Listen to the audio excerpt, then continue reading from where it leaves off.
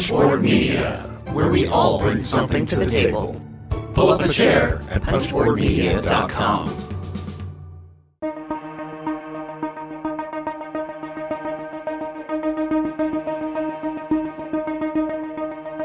We're leaving the hotel to go down for day 3, Friday. Today is the day of the Punchboard meetup, so you'll see that later on in the video. So let's go down and have some fun at the con. So we're here at Chip Theory Games with Andrew and talking about everything that's going on in this beautiful booth that we have here. So what does Chip Theory have going on at this Origins? Well, it's Chip Theory's first time here. Not their first convention, but they're an indie company based out of Minneapolis. I've joined them. Obviously, I'm not from America, you might have noticed. I joined them earlier this year to help take them to more conventions around the world. So we're here with Too Many Bones, fantasy a role-play game, that sweet spot between board game and role-play game where it's all dice-based systems. You have access to a number of gear locks you can see in the background. This is Patches. He is one of 4 in the base game, and we're just trying to get the excitement and of a role-play game mixed with the board game elements of having all those tokens and dice and board pieces that you want to do. Yeah, we're just spreading it out there and it's going crazy. It's going so well so far. So. Awesome, and I see some other games around. What else do we have going on? Yeah, we've got a historical-based game called Hoplomachus, which is like an ancient Romans versus Pompeians versus Xanadu and El Dorado, the cities, those famous military cities. You have like an arena-style combat game, which is really awesome. And again, all based with poker chips and dice. That's our thing. And we've also got Triplock, which is a steampunk dystopian future of Victorian London, basically, where everything is hidden away in these safes and you have to try and pick the locks, and you either play against the AI or against each other. So, awesome. So if anybody is around and want to check out some stuff, definitely come over here and check out this booth. You can't miss it. It's big and huge. Thank you. Yeah, come on down.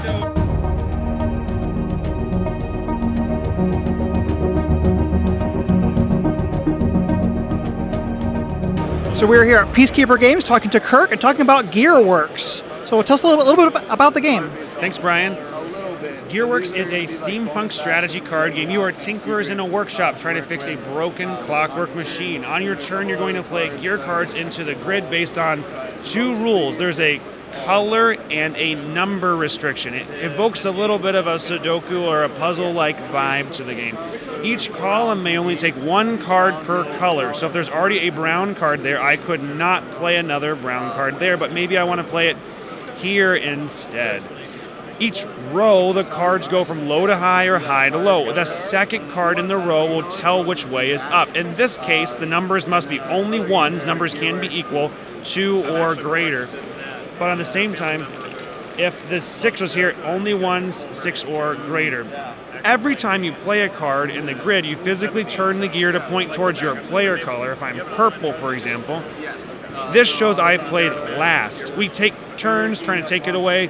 Will, maybe you go ahead and say, I'm going to take this away from you. I'm going to turn this to my red color, turn this towards red. At the end of the round, for each gear that still shows your color pointing towards the grid, you pick up a part. These are worth points. You can earn additional points if one or both of the parts can be used to build a contraption. Maybe this mechanical turtle here. So, Will, you would have been able to get additional points by building the turtle. Congratulations. Gameplay takes 3 rounds, takes 30 to 45 minutes to play. You do have Tinkerer special abilities that can be used once per round, and there's another aspect of the game called tinkering, in which you are doing a little simple math by which you're aligning cards and getting sparks that you can spend to take bonus actions. There's even a solo player mode in the game in which you face off against your creation. The prize, the mechanical Leviathan, turns against you. That is awesome. And you're taking pre-orders here at the con? We are taking pre-orders at the convention. The game will ship to backers in about 4 weeks, so to honor our backers, we will only be shipping to pre-orders shortly after that. People who pre-order the game at the convention then get a limited Tinkerer promo card, and if they pre-order the game with the mat, they can take the mat home today, and we'll ship them the game in about 4 weeks. Okay, and if they're not at the convention, can they pre-order it still? They can. Go to peacekeepergames.com. It's a play on words, P-I-E-C-E, and you can find the games there. Awesome. Thank you so much. Thank you. Appreciate it. Your time.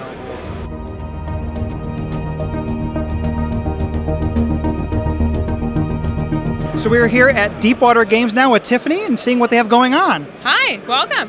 We have a lot going on, and we're going to start the clock to see how fast we can do this.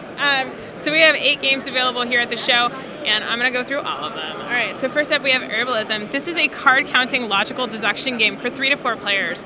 2 cards are removed from the deck at the beginning of the game, and you and your opponents exchange information and cards to try and be the first to figure out which 2 cards have been removed from the game. You play several rounds of the game until one player has acquired 7 points, by doing so by guessing correctly. Next up, we have Hansi. Hansi's a troublemaker. If you followed us, or if you backed the Kickstarter, you know the story on that. Hansi is a memory game where you are learning Mandarin. So if you've been interested in learning Chinese writing, this is a good game for that. It's also just a really fun memory game. Hansi. Boom. Mystery of the Temples. These aren't in the right order. Mystery of the Temples is 2 to 4 player game. It's a rondel worker movement action selection game. You're moving around the board collecting crystals, and you're putting them in your own crystal power lattice. And what you want to do is later go to a temple and try to break the curses at those temples by pulling gemstones out of your crystal lattice. However, you have to be able to pull the crystals out in the correct order that the temple wants. So when you're going around and putting them in, you have to pay attention to where you might be going, because if you don't have them in the right order at the temple, you don't get to break the curse. So that's Mystery of the Temple. Crow's Overkill is a screw your neighbor, take that player elimination card game. Plays in about 15 minutes, 2 to 4 players. We recommend ages 10 and up. The story is that you are samurai and you are home from the war visiting your lover, and there are birds trying to wake up your lover, or just, doing bird things. But if they do succeed in waking up your lover, you are eliminated from the game and have to go back to war, which is not what you want to do. So last person standing wins, and Crow's Overkill. Well, last person with their person sleeping. Then we have Shadows in Kyoto. This is the sequel to Hanamakoji. So the idea in this game is it's 2-player only. 1 player takes on the role of the government, and the other player takes on the role of mafia. And each player has secret agents they are trying to get to achieve objectives. The secret agents, some of them have information, and if you get an agent that has your information to the other player's home row, you win the game. Or if you capture the 2 agents of your opponent that have the information, you win the game. But if your opponent manages to get you to capture 3 of their agents that don't have any information, you lose. So it's a hidden movement tactical game, and you can bluff, and I suck at it. So that's that. This is the one that is, of course, the hottest. Everybody wants to know. Welcome to. This is actually a pre-release here at Origins. It'll be available at Gen Con. You can pre-order now for Gen Con pickup or shipping in July at welcometogame.com. This is a flip and fill game, not really a roll and write, because there's no dice, where you are competing suburb developers in the 1950s, building houses and using bonus actions. Every round you will build a house, but it's how you use your bonus actions that really get you the points in this. It's 1 to 100 players, and we could only limit it to 100 because that's how many pieces of paper are in the box. So if you want more, buy 2 copies, play 200 people. That's fine. We're good with that. Next up, we have Sorcerer and Stones. Sorcerer and Stones is for 2 to 4 players, and this game it's really hard to describe. You're basically moving and manipulating a spatial world on tiles, flipping and rotating the world and realm to create color pairs. Pick up the gems that you create color pairs with, use those to build artifacts, and then get additional points for artifacts by specializing in certain elemental energies. It's really, really, really, really good 2-player. I play mostly 2-player games. I love this game. They're all good games, I swear. Next up is Roundhouse. This is the heaviest title on the line, literally and figuratively. All right, you have 2 family leaders. It's a worker movement rondel action game. You are trying to gather resources to complete contracts. You're also using your assistance and money to better benefit your status to be the best family leader in the Roundhouse. There's a lot of different ways to get points. There's a lot of different things that you can do to build up engines. It is a complicated game. In regards to there's a lot to go on, but it's pretty simple to get up and run with. And there's also replayability and variability in the rooms. Every time you play, you basically build the house with rooms, tiles, and there's more than you need in the box. So you can kind of mix and match or do random rooms. So that's Roundhouse, 2 to 5 players. All right, we did it. What's my time? And time. It'll be on the screen somewhere. Yes. Let me know.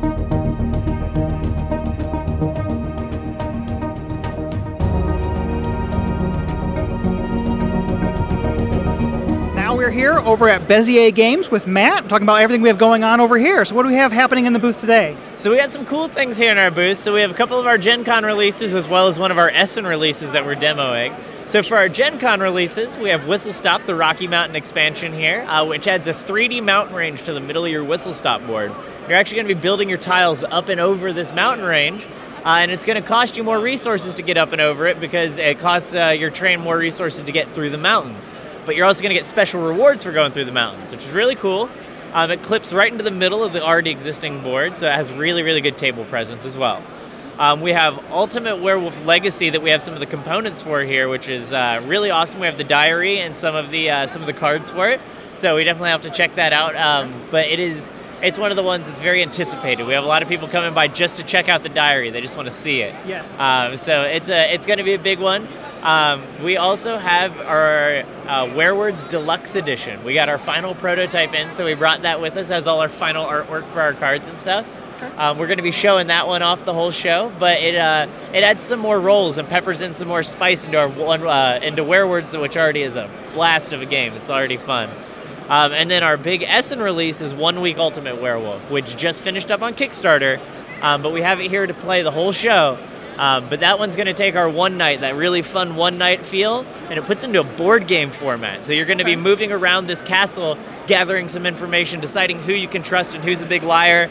And then at the end of the vacation you have at the castle, you're all going to vote on who you think a werewolf was.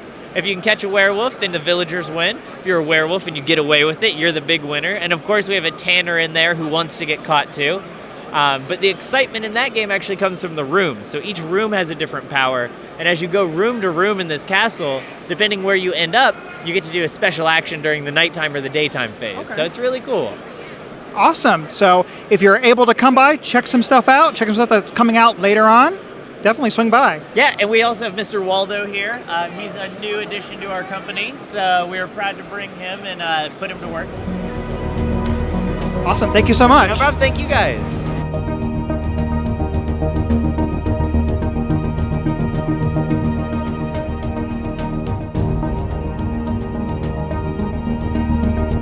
And now we're here with John from AEG, and we're going to see some of the stuff that they have available for people to check out. Awesome. Okay, so this is our booth at Origins this year. We weren't able to get one because I was on family vacation and decided to just do a couple of days. First item we want to talk about today is Space Base. So Space Base was our first new release this year. We released it in February. And it has been a runaway hit for us, so we're trying to keep the heat turned up on it. Okay.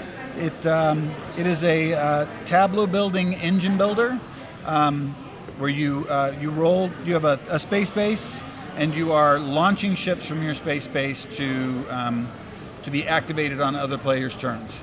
It's a dice game where every time the dice are rolled, every player is involved in what happens on that turn. Okay. Go to the back of the box here. Each player has a space base, and there's a tableau of cards that you purchase from. Each time you buy a card, it launches the ship that's in your current space base. When you roll the dice, you get to use the cards that are in your space base. When everybody else rolls the dice, you get to activate the ships that you've launched. So as the game gets further and further along, you've launched more ships, and rolls on other players' turns become more important. It's got Machikuro or Craps DNA to it. It's my favorite game we do, so... That's in my wheelhouse, too. I'm not supposed to have favorites, but I've played this 150 times, and if you said, we're going to stop the meeting and play, I would play right now. The second game we want to talk about today is War Chest. So War Chest is a game that we have coming out for Gen Con this year, so this is the sort of a sneak peek early edition of the game. War Chest is a little off the grid for AEG. This is a 2 or 4 player strategy game. It is the type of game that you have to think 1 or 2 or 4 turns ahead in order to be good at, something that I am not, so I like it, but I'm not good at it. The way the game works is it's a bag builder, so I'm just going to show the top part of the game here for now for interview purposes. It's a bag builder, and each of us will have 4 of these units to play in the game. Each unit does something different when you play it, and also something different when you, it moves in a different way and it attacks in a different way in the game. So every piece is different, but we only have access to 4 of them. We would put 2 of each of these chips into a bag, and then over the course of the game we would choose which additional units we wanted to place in our bag. So it's a bag building game with heavy strategic worker placement elements. We're super excited about this one. And then finally for today, we have, we want to talk about Thunderstone Quest. So Thunderstone Quest was our first Kickstarter. We did this product because it's such a beast. We decided that it would be a good product to do on Kickstarter. At that time, we didn't realize, I mean, we knew there were going to be a bunch of people asking us for solo play rules, but we didn't quite realize exactly how passionate people were about that part of gaming. So rather than sort of paste on a quick solo version of the game, we went, we promised it to our current backers, but we basically said, listen, we're going to go back and we're going to figure out how to do this right. It's taken us 6 months, and now we figure we have done it right, and so we're going to bring this product back to Kickstarter, and we're going to launch it with a new quest and with those solo roles so that you can get all of the components necessary to play solo and co-op, which now it has dice and extremely interactive monsters who are attacking you. It's the product we would have wanted to produce had we said yes when the backers wanted it the first time, so we're excited about it. Awesome, and all these sound awesome, especially the first one. That's kind of really in my wheelhouse, so Okay. That's something I'd be definitely interested in. But thank you so much for sitting down and talking to us. No problem. Thanks for coming by, guys. I appreciate it.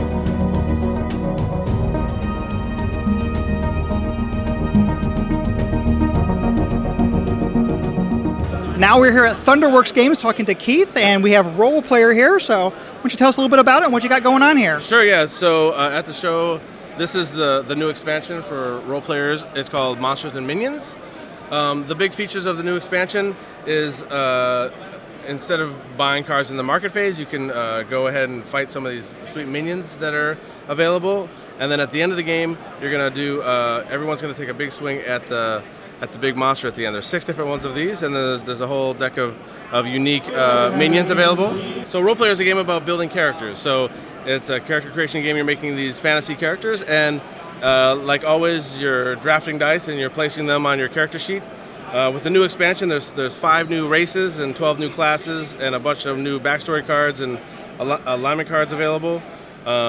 And a bunch of new components. These are combat dice that you're going to use to fight against the minions and the monster. And then you also have new currency, which is experience points, which you use to re-roll combat dice or to take additional attribute actions or to add more dice to your rolls. So lots of new stuff in Role Player Monsters and Minions. Some of the other cool stuff is they've got these neat dice that go from 8 to 3 instead of 1 to 6. And they're colorless, so they don't help you out with your backstory, but they might make you hit your attribute goals a little bit easier. And it also adds a 5th player, which is a big deal. There's a lot of gamers groups that that want 5 or 6 players, and so this bumps it up a little bit for people. So yeah, so this just came out a couple weeks ago. Reviews have been great, and that's the new expansion for Role Player. And I just heard that it might have sold out. Yeah, so this is the first year I've been to Origins, and you never know exactly how many copies of stuff to bring, but it's been moving really fast. So response has been great, and I just sold the last copy I had. So I obviously have more at home, and there's more in the warehouse, and you can find it at retail and stuff. But here at the con, I think that's it for the... Selling out's always good, though. Right. I mean, it feels good, but also when people come and they want your game and it's not available, it's kind of a bummer. But that's just kind of the way it goes sometimes, Well, thank you for talking to us. Yeah, no worries. Happy to be here. So we're still at Thunderworks Games, who's also doing Pencil First over here. We're sharing the booth. So we're talking to Ed about Herbaceous Sprouts, which has a few more days on Kickstarter. So tell us what it's all about. Yeah, it's live until Monday, and this is Herbaceous Sprouts. It's based on our Herbaceous Hour flagship game, but this is a standalone game, and what you're doing is you are competing to become the head gardener. And what you're going to be doing is planting these cute little sprouts into this community garden. And you do that with dice. So you're going to be drafting and collecting dice. These are the prototype dice, but these are the cool ones that we're going to be getting the actual manufacturing copy. But you're going to be collecting dice on your turn and then using those dice to create sets. So let's say I had 4 lavender, one more. 4 lavender, I can make a set here.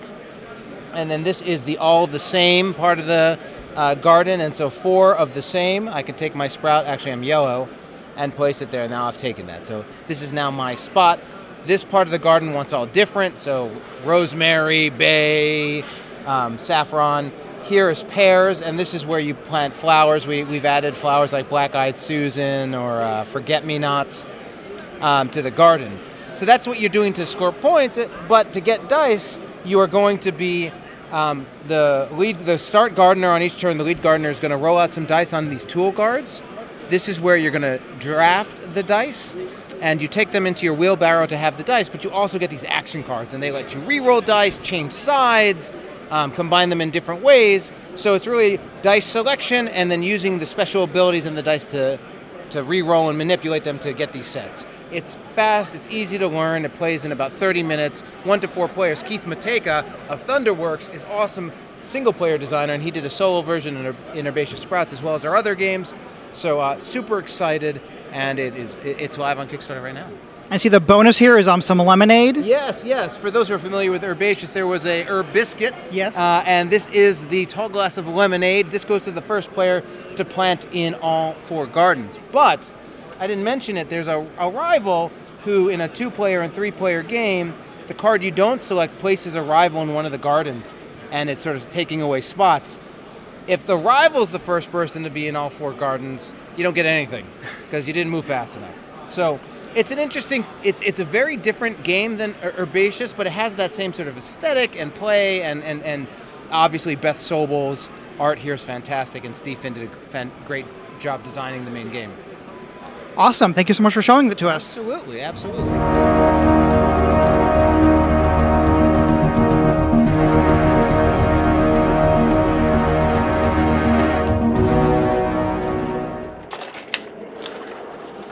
So we are on our way down to the Punchboard Media Meetup in the Unpub room. So we'll be playing some games. We have some games to give away as well. So we will see that next.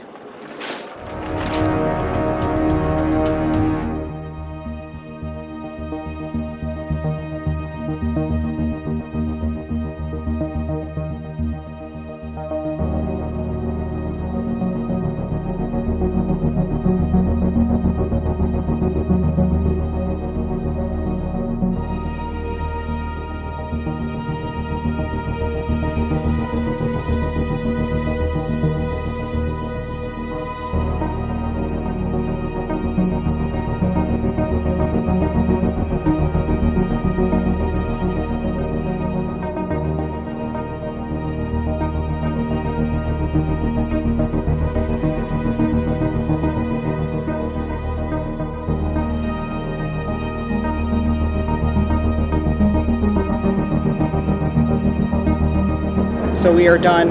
It is past midnight. So the Punchboard Media meetup went well past 11. So I'm going to go edit this. I got some caffeine. So we will see you all tomorrow. Look for us. Oh yeah, definitely. Definitely look for us.